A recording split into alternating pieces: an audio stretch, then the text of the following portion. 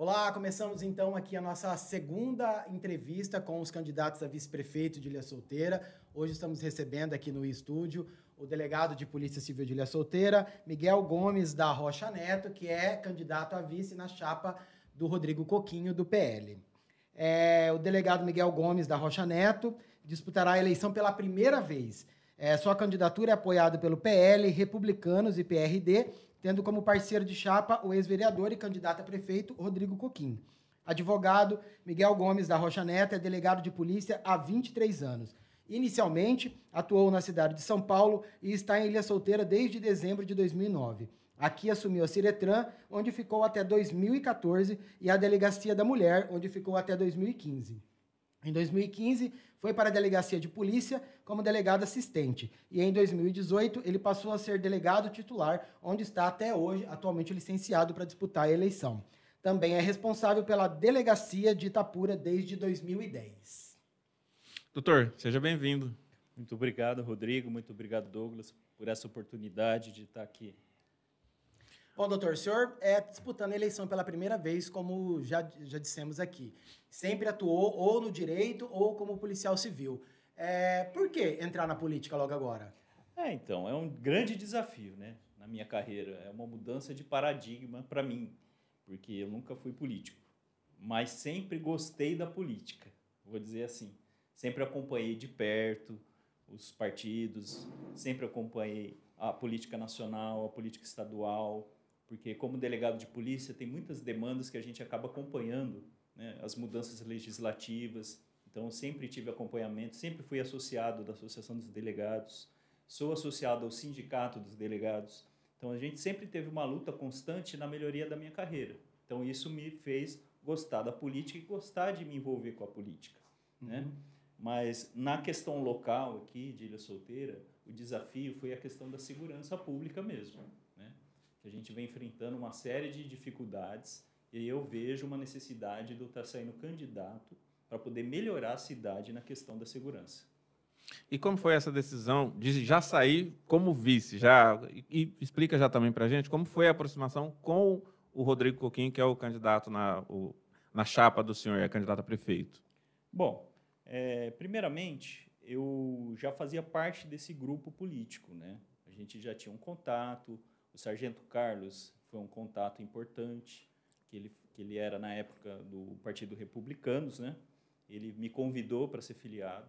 Eu já conhecia ele antes das lutas anteriores, como conselheiro tutelar, né? A gente já tinha uma certa amizade, e ele me convidou para fazer parte do grupo, né? Participei de algumas reuniões, a gente teve junto, né, com esse grupo. Eu gostei do grupo que estava sendo formado, eu vi o grupo inicialmente que foi sendo formado ao longo do tempo, gostei muito das pessoas que estavam envolvidas, do projeto que estava sendo alinhavado, e isso foi importante na minha decisão.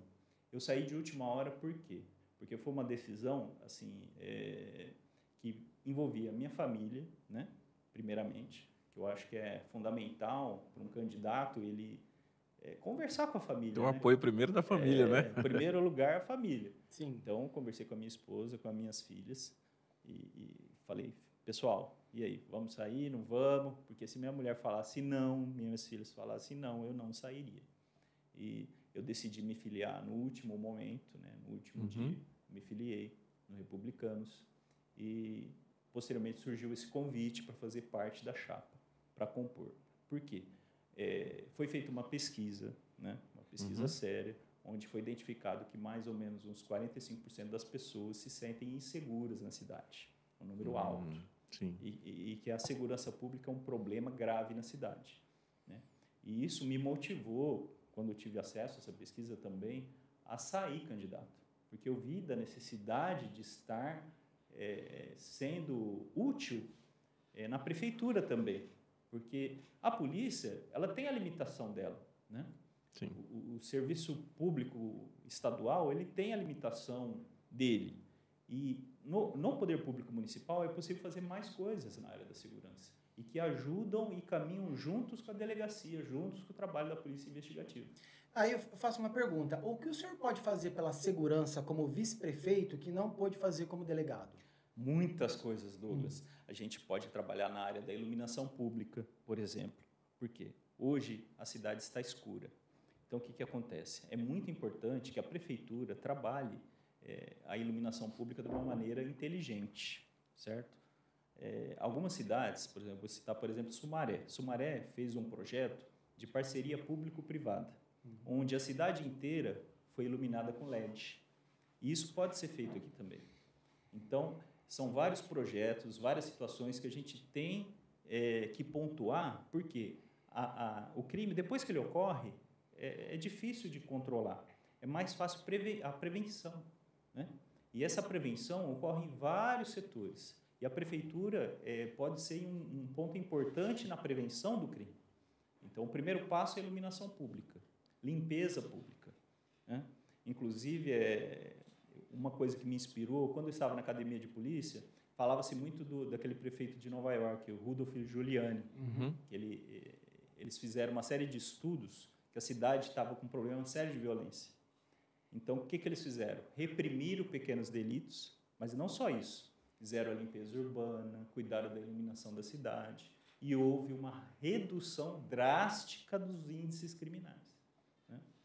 Legal. Que é aquela teoria das janelas quebradas, né? Brooklyn Window Theory, que fala que se tiver uma janela quebrada, daqui a pouco vai ter uma invasão no local, daqui a pouco vai ter uma ocupação. Agora, se o poder público mantiver esse espaço ocupado, limpo e iluminado, o índice criminal cai.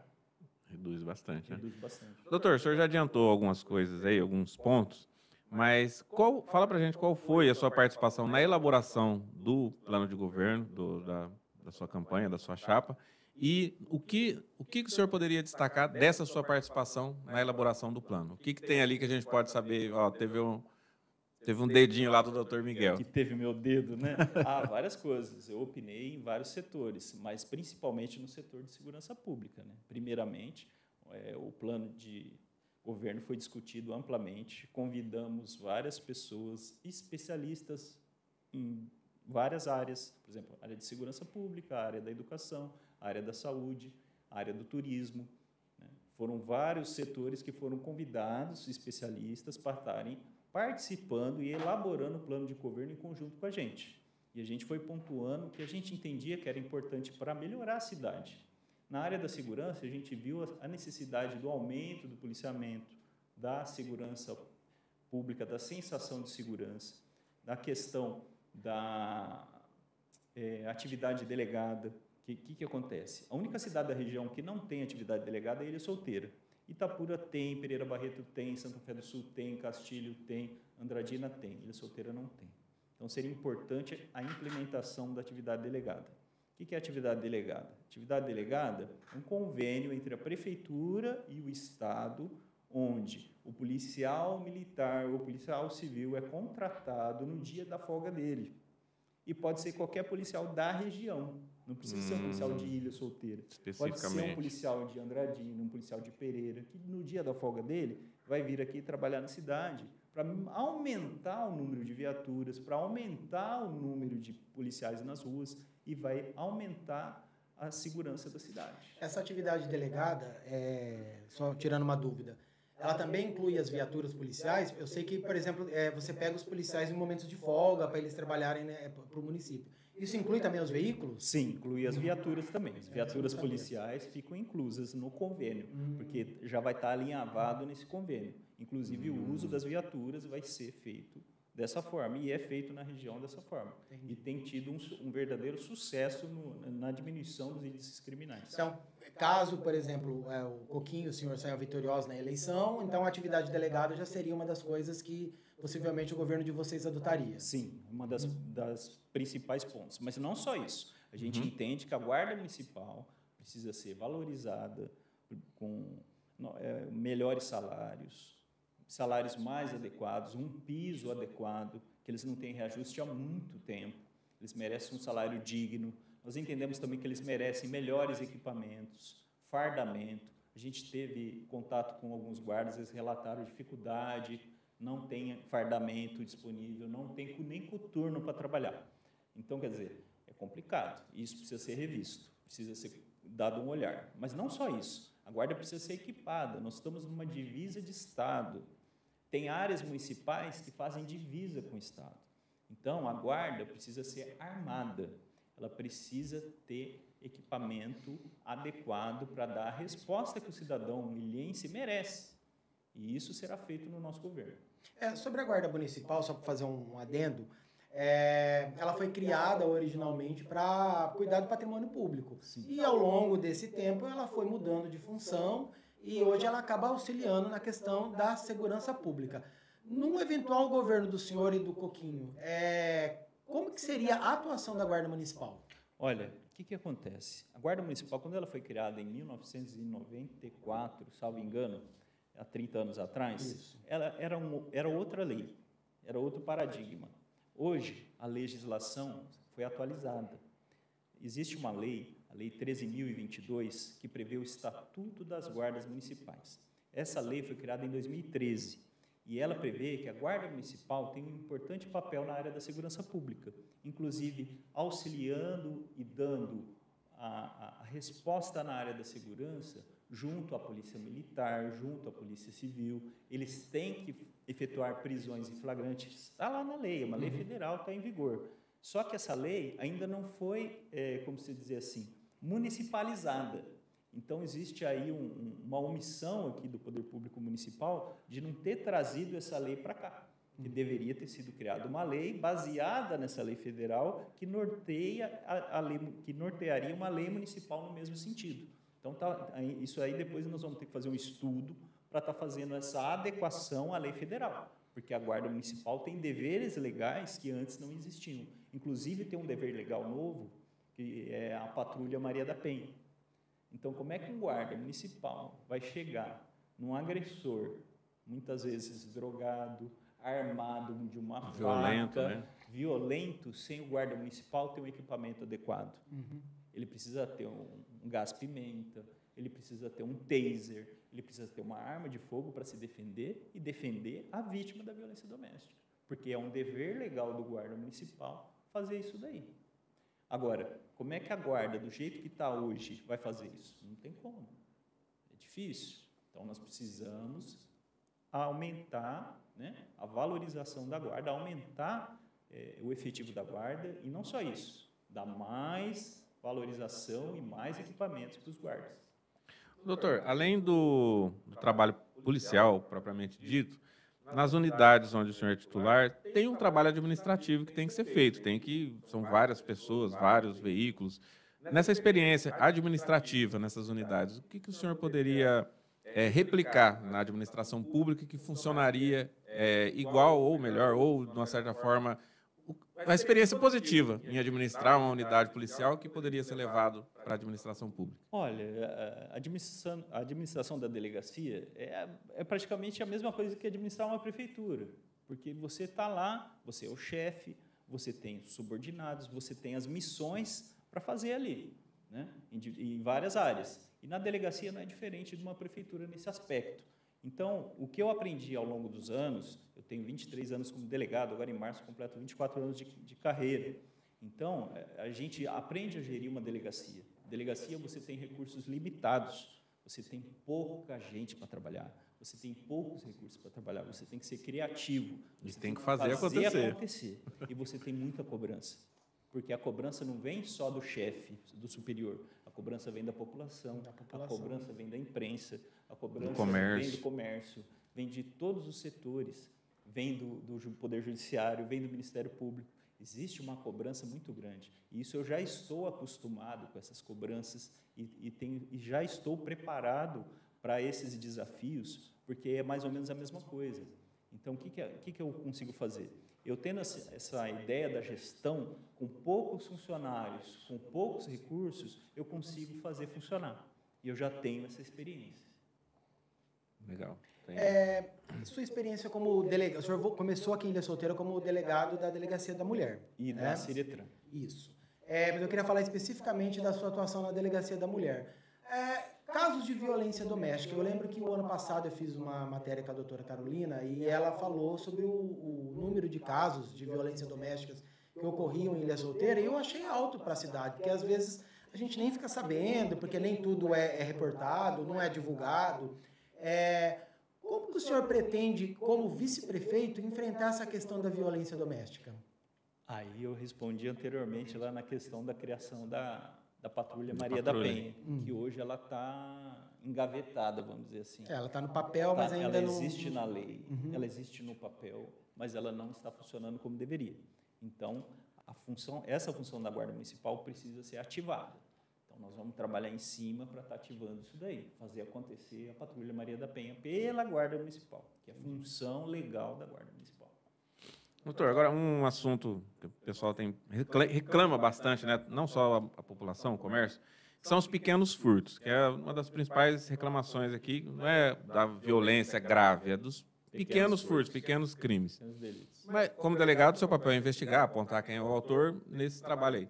Como vice-prefeito, quais políticas públicas poderiam ser sugeridas, né, para evitar, primeiro, o envolvimento de jovens com as drogas, que é justamente está ligado com os pequenos furtos. Ele furta para poder consumir.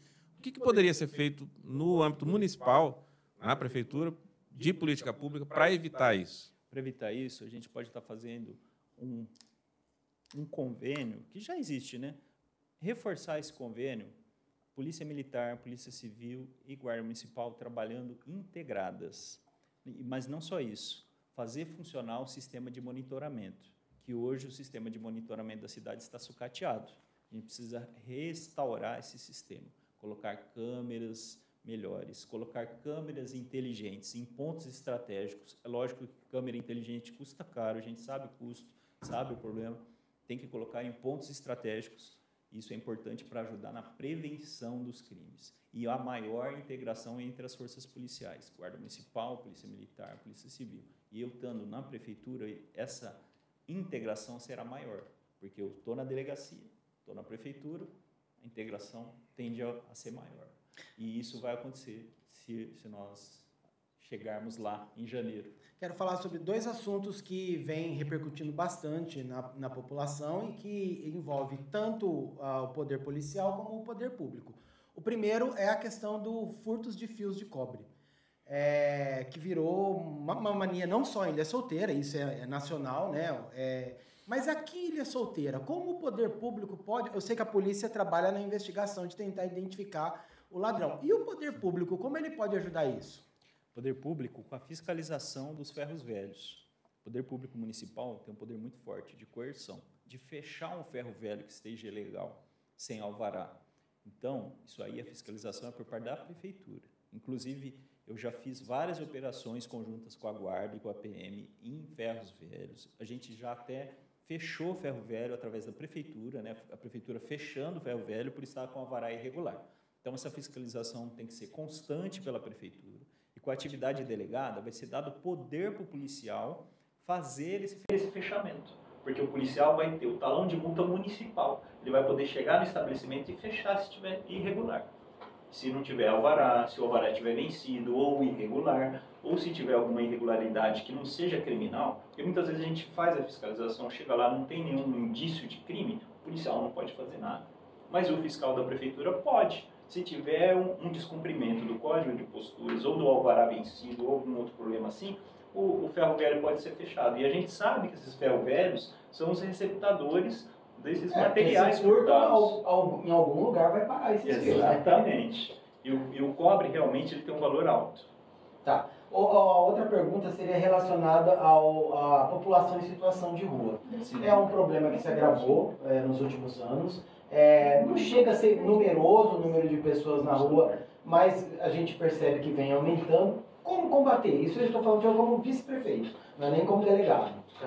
Como delegado eu já venho trabalhando para combater esse problema. Inclusive, o ano passado, eu participei de audiência pública na Câmara Municipal, não sei se vocês recordam, onde foi discutido amplamente essa questão. Várias pessoas levantaram questões a respeito dos moradores em situação de rua, porque é um problema que não atinge somente Ilha Solteira, mas o Brasil inteiro. Sim. Hoje é um problema grave a questão do uso abusivo de drogas, de álcool. A gente precisa trabalhar em cima. A sociedade, de uma maneira geral, precisa sentar todos os setores, não só a prefeitura, polícia, mas a sociedade civil organizada também tem que participar. Eu acho que devem ser feitas audiências públicas e chamar a sociedade para a gente verificar qual é o melhor caminho para a gente chegar lá. Eu tenho experiência nesse assunto, porque na polícia a gente lida com morador de rua. Eu acho que a gente tem como resolver sim, mas a gente não pode deixar também de trazer a sociedade para participar da solução do problema. Porque não é um problema policial, né? Não. É um problema social. Social. Né? Social. E a área de assistência social da prefeitura tem que ser mais ativa, menos passiva. Porque muitas vezes acontece com o atual governo deles serem passivos. Eles esperam acontecer alguma coisa para eles agirem. Eles teriam que estar buscando ativamente, chama-se busca ativa, onde o assistente social vai às ruas, vai entrevistar essas pessoas em situação de rua, vai oferecer os serviços sociais que existem, mas, além disso, o prefeito ou o vice-prefeito eles têm que ir além. Tem que fazer convênio com a área de saúde do Estado, onde tem o CAPS, para estar fazendo o acompanhamento dessas pessoas, que a maioria dessas pessoas tem problemas mentais, tem problemas de uso abusivo de droga, que essas pessoas necessitam de um olhar humanizado. E isso é importante. Eu vejo que há necessidade de trazer essas pessoas para o nosso lado, para que elas sejam tratadas, não como um problema de polícia, mas como um problema social e que são pessoas que merecem um devido acolhimento. Doutor, a gente já falou um pouquinho de monitoramento, a gente acompanha constantemente o trabalho da polícia lá, e a gente vê que a resolução dos crimes, onde existe alguma câmera, que seja particular, mas como fazer, incentivar o particular a ter essas câmeras e fornecer essas imagens e a própria município ter um centro, centralizar essas imagens num local, como a gente vê muito em filme, às vezes, na esquina tal, o poder policial tem essas imagens centralizadas ali para ajudar nesse trabalho. É possível criar alguma coisa, município e os moradores? É possível, a gente tem que, por isso que eu disse a importância de trazer a sociedade para perto da prefeitura. Eu acho que seria interessante um projeto onde a gente integraria imagens particulares junto ao sistema que já existe, né, sendo melhorado, e se forem imagens boas vai ajudar muito, porque a central já existe, na Guarda Municipal já existe uma central. O que bastaria fazer seria a interligação dessas imagens que já existe a central, faz a interligação das câmeras e esse monitoramento. Mas isso tem toda uma questão jurídica, de autorização, a pessoa tem que autorizar o uso da imagem, porque é uma câmera particular, né? Aí teria que ser uma câmera virada para o espaço público, porque, por exemplo, uma câmera privada, a câmera está virada para o quintal da pessoa, isso aí já teria problemas, eu já vejo como problema. Mas se for uma câmera numa área externa, aí tudo bem, não teria problema. Seria possível, sim, essa integração. Legal. Eu queria perguntar aqui, ainda voltando no trabalho policial, a gente acompanha, a gente vê que os crimes mais graves, eles são solucionados muito rapidamente aqui na ilha. E o doutor falou das dificuldades do veículo, com o pessoal, e mesmo assim os crimes mais graves são resolvidos muito mais rapidamente.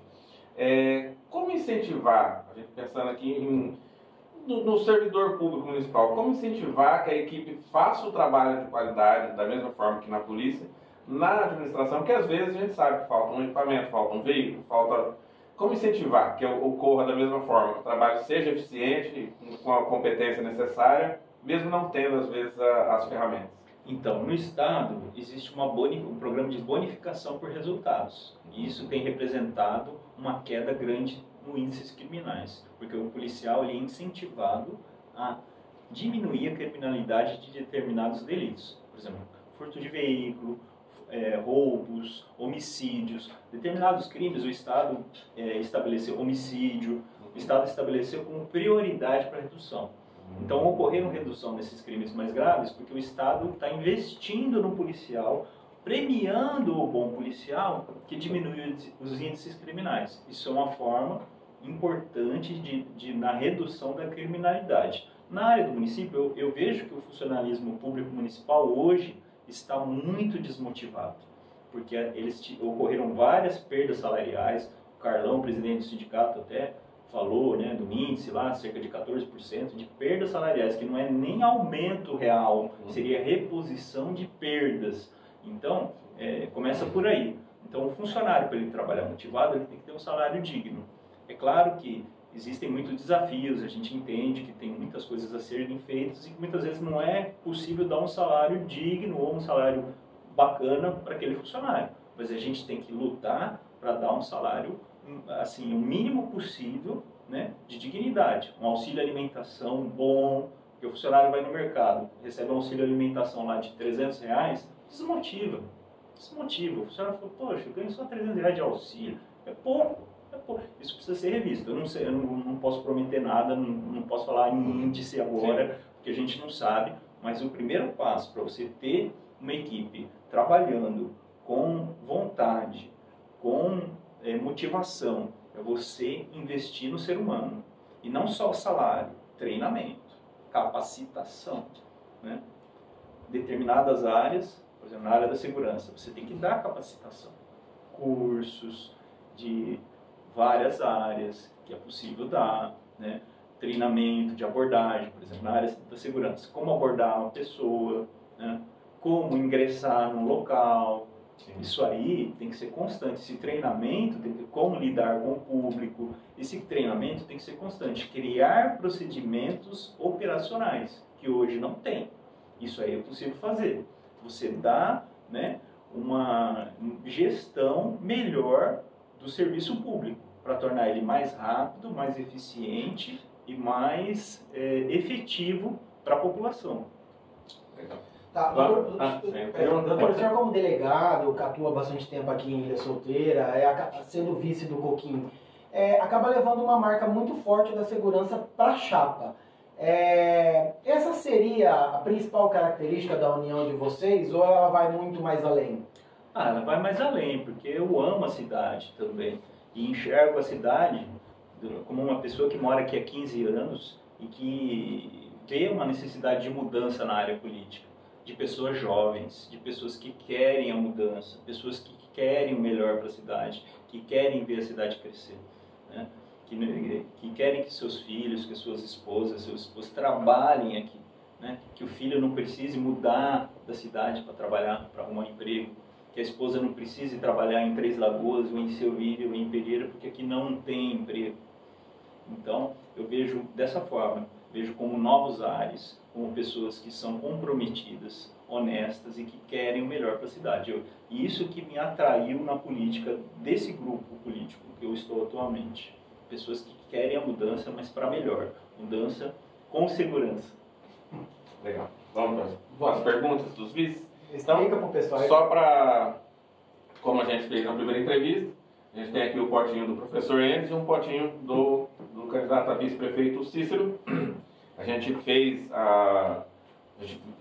olhou, né, pediu essas perguntas, eles enviaram, e aqui um pouquinho antes da entrevista, o Dr. Miguel e o Fred, que é o assessor que acompanha ele aqui, a gente abriu as perguntas que vieram até a gente aqui e, como um acordo, a gente rejeitou duas perguntas que não eram sobre a atividade de vice-prefeito, sobre a campanha, nem sobre o Dr. Miguel, eram alheias a isso, e a gente tinha combinado isso na reunião que a gente fez com todos os representantes. Então, duas perguntas foram excluídas por não terem relação com o cargo de vice-prefeito e nem com o Dr. Miguel.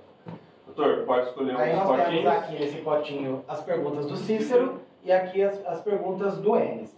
O doutor vai responder duas perguntas de cada potinho que ele vai sortear. Lembrando então, no potinho do professor Enes tem 5 perguntas, todas foram aceitas. E no potinho do Cícero tem 3 perguntas, porque 2 foram excluídas. Pode sortear, não? Qualquer um. Escolhe e entrega. Então, primeira pergunta do professor Enes. Qual sua percepção sobre ensino infantil no município? Olha, eu tenho acompanhado, quando da formação do plano de governo e diversas reuniões que eu participei com educadores aqui do município, eu vejo que há uma necessidade de melhoras no ensino infantil. Eu acho que isso, inclusive, está no nosso plano de governo. Eu acho que precisa de muitas melhorias no ensino integral. Hoje, a criança fica sem fazer nada na parte da tarde. Então, eu acredito que tem que ter mais opções para as nossas crianças. Não só jogar futebol, que hoje está assim, a recreação é jogar bola. Nada contra, eu gosto de jogar bola, eu gosto Não de só, futebol. né? Eu acho que não tem, mas não é toda criança que gosta. Tem criança que gosta de música, tem criança que gosta de artes, tem criança que gosta de judô, de artes marciais, de natação. Então, tem que ser dada outras opções para as crianças. Isso, inclusive, me ajuda na área da segurança pública, porque vai evitar que essa criança fique ociosa, à mercê de criminoso. Porque o criminoso, ele está indo pegar já pequeno, jovem. Ele pega o jovem ali com 12, 13 anos, eles já estão captando para o crime. Então, é importante, no ensino infantil, haver essa mudança, né, na área do ensino integral. Melhorar esse ensino integral. E é possível fazer isso. E é preciso também mais investimentos, porque hoje não é possível manter um ensino onde as crianças não têm uniforme, não têm material, o professor reclama que não tem nem material adequado para ele trabalhar. Então isso também precisa mudar. E outra coisa também, eu vejo que a merenda escolar ela precisa ser feita aqui em Ilha Solteira, com a compra, a aquisição de hortifruti dos nossos produtores rurais, do pequeno produtor rural, aquele que está na rocinha familiar lá, que está lá jogando fora alface, ele não poderia estar vendendo essa alface para a prefeitura, para a cozinha piloto? Então nós temos que reativar a cozinha piloto. Tem que fazer aqui na cidade, porque vai estar dando emprego aqui, vai estar girando a economia aqui. E a prefeitura é um grande comprador na cidade, faz movimentar a economia. E isso eu vejo hoje que isso no ensino infantil não acontece. E precisa mudar. Pode ser Mais uma. uma? Agora Agora pode Pegar uma do Cícero agora. Vamos lá. Aí.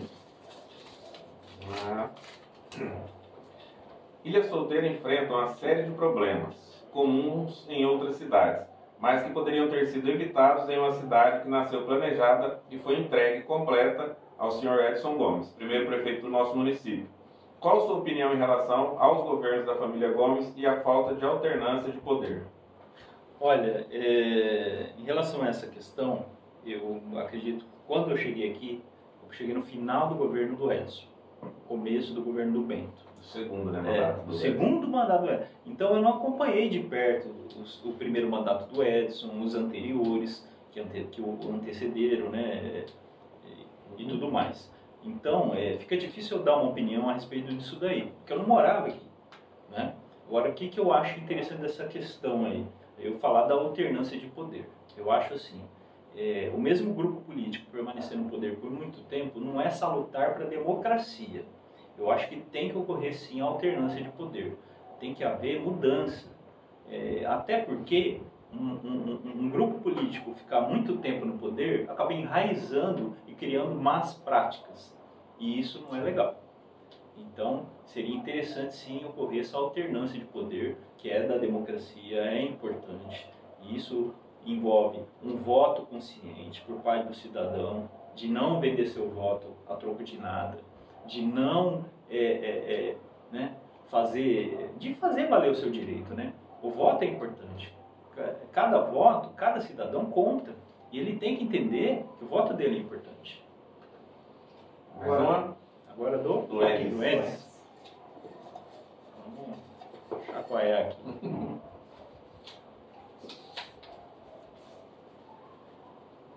Qual a sua proposta para reduzir o furto de cabos de cobre, fios de cobre? Minha proposta para redução: implantação da atividade delegada, que vai aumentar o policiamento preventivo, porque não é a função da Polícia Civil fazer o policiamento preventivo. A Polícia Civil faz o policiamento repressivo. O que é? É a investigação. Depois que aconteceu o crime, a Polícia Civil vai lá e investiga. A Polícia Militar faz o policiamento preventivo. O que é? Antes de acontecer o crime, a polícia está agindo para evitar que o crime aconteça. Então, como é que a gente resolve isso daí? Com a atividade delegada e com a integração da Polícia Militar, com a Polícia Civil e com a Guarda Municipal. E investindo na Guarda Municipal. Uma Guarda Municipal mais equipada, com mais homens, mais valorizada, vai diminuir o índice criminal. Cícero, a última agora aqui então.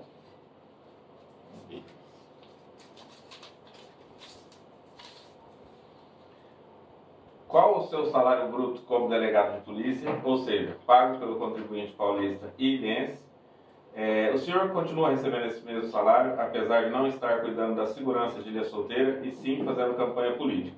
O senhor acha que isso é correto? Ou seja, ganhar como delegado mesmo estando afastado de tão importante função? Meu salário está disponível no portal da transparência lá para quem quiser ver. É só digitar portal da transparência SP, digita meu nome, Miguel Gomes da Rocha Neto, vai estar lá. Inclusive, essa pergunta é boa, porque se eu estivesse na atividade, eu teria direito a um salário maior. Eu estou abrindo mão, nesse período eleitoral, de benefícios que eu recebo em atividade. Inclusive, diminuiu meu salário em razão disso. Então, eu estou perdendo e não ganhando sendo político. Tá? Esse é um primeiro ponto. O segundo ponto. Pela lei, eu sou obrigado a me afastar. Eu não me afastei porque eu quis. Eu me afastei porque a lei determina que o funcionário público se afaste num determinado período legal. E assim eu fiz. De acordo com a lei, eu tenho que seguir a lei. A lei é para todos, inclusive para mim. Então, eu tenho que obedecer a lei. A lei mandou eu me afastar. Eu me afastei. Eu gostaria de continuar trabalhando, mas não pode. Então tem que obedecer à lei. Foi isso que eu fiz. Okay. Esse, então, foi o Dr. Miguel Rocha, do Republicanos, candidato a vice-prefeito na chapa com Rodrigo Coquim, do PL, nosso segundo entrevistado aqui. Doutor, muito obrigado pela presença aqui. E queria também que o senhor falasse com os nossos ouvintes, deixasse uma mensagem para os eleitores. Posso deixar uma mensagem? Claro, deve. Tá bom. Pessoal de Ilha Solteira, importante o voto, vote conscientemente, o voto consciente é importante, vote no nosso grupo de vereadores, nós precisamos renovar a Câmara de Vereadores de Ilha Solteira, nós precisamos de políticos jovens, honestos, honrados e trabalhadores. Então, no dia 6 de outubro, pessoal, vote 22 para a verdadeira mudança, mudança com segurança. Muito obrigado. É isso. Muito obrigado, doutor. Obrigado. Eleições 2024 é aqui no Ilha News e no Ilha de Notícias. E voltamos amanhã com mais uma entrevista.